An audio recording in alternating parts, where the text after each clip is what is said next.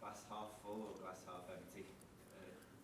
Positive or negatively? Dropping points, but the way you managed to come back in those circumstances, you must take a lot from it.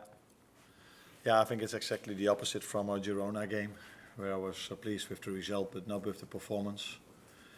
But I was only pleased with the result. Now I'm very, very, very happy about our performance. Couldn't have asked for more. But of course not with the result, because if you drop points in a home game against Fulham, that's definitely not what you expect and what you want. But yeah, being 2 times a goal down, so many things go against you. Except for one thing, that is our players and our fans. That was outstanding today.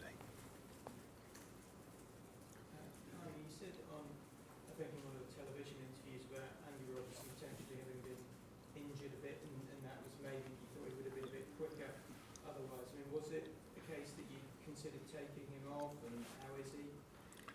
No, I think what the team showed today, the character they showed, that is also what Robbo showed. And sometimes if you get a kick like this, so 2 studs on a knee, that can hurt for a few minutes. And then if you just keep on running, then it gets better and better. And that's what we are hoping for. Not in the least, if that's the way to say it, because I only had 1 defender on the bench, which is not a left fullback as well. So you are hoping he was managing to come through it, and I think he did quite well. But the moment I noticed that he wasn't completely himself was the one time that they put the ball in behind and he started running. He was just able to head it back to Ali. But I felt, okay, well, let's see how this continues. And I think it was quite fast afterwards where he conceded the red card. Nothing to blame on him. Character that he wanted to continue because he got quite a hard knock on his knee with 2 studs. So unfortunately, it led to a red card that was a deserved red card. Arne, you mentioned the incident there with Robertson early on in Sevilla. Are you surprised that it was only given the yellow for that one, given how high it was at the time, or had a chance to view it back or anything like that? If I look back at the 100 minutes I saw, I wasn't surprised that he didn't give a red card. What do you mean by that? It's up to you how you want to read this comment. No, but it was been judged by the VAR. So when I saw, I didn't even saw it because someone stood in front of me. So I was, why is he on the ground? Why is he on the ground? And then people told me, oh, he got quite a hard knock. But a referee gave a yellow. VAR didn't change it, so can happen. Can happen. Yeah. On the back. How impressed were you with Cranbert's performance on his part of the back three? Impressed. Like everyone who was in the stadium or saw the game. Ryan did outstanding again today. Without the ball, he was mostly in our last line. Had to play sometimes against the 9, against wingers who are really fast. And with the ball, he came into the midfield. But outstanding performance from him. But if we only highlight him, I don't think I give enough credits to all the other ones that played next to him and around him, because they all could have asked for more, dominate the game, more ball possession with 10 men, more chances created, everything what you want. Unfortunately for us, maybe the only chance they got with 10 men led to a goal. So yeah, that sometimes happens as well. Correct. When you go down to 10 men, be very clear on what you know, what you want to do next.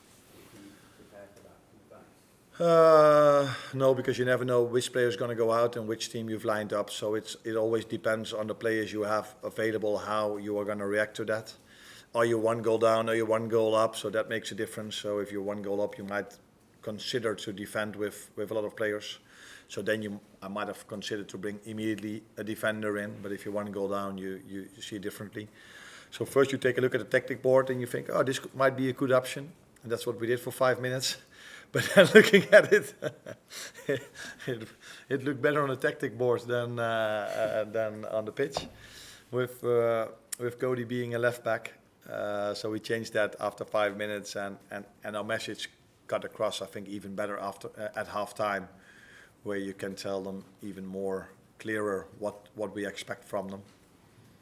And then it helps if you immediately score the 1-1. What doesn't help, we had great momentum that the game was again delayed, or how do you say this, for 3, 4, 5 minutes immediately after we scored the goal, because they were on the ground, and that happened a bit too much for us to keep the momentum going. So everybody's saying, yeah, you've played quite a lot of time. Yeah, it's true, but the momentum is then like this if every time there's a treatment for an injury. Lewis? You must be delighted with your subs as well, Diogo and Darwin coming on with getting the point in the end there. Yeah, first of all, we're delighted to have some players back, because we've had our injuries. The good thing is that nobody spoke about it, because that means you get results. But to have them available at this moment of time was really helpful, because there are 2 Dutch journalists over here, so they were not surprised maybe by the substitutions I made. Maybe you as well, you weren't. But we just thought, bring all the players in that can score a goal. And then to see them working so hard without the ball. So we had 5 or 6 players who are mainly offensive players. But them to be able with 10 to keep the other team away from goal and still create chances was great to see. And indeed, Jota, Darwin had impact, but Harvey had impact as well, being out for 2 months now. It's good to have him back also. Thank you, everyone. No questions.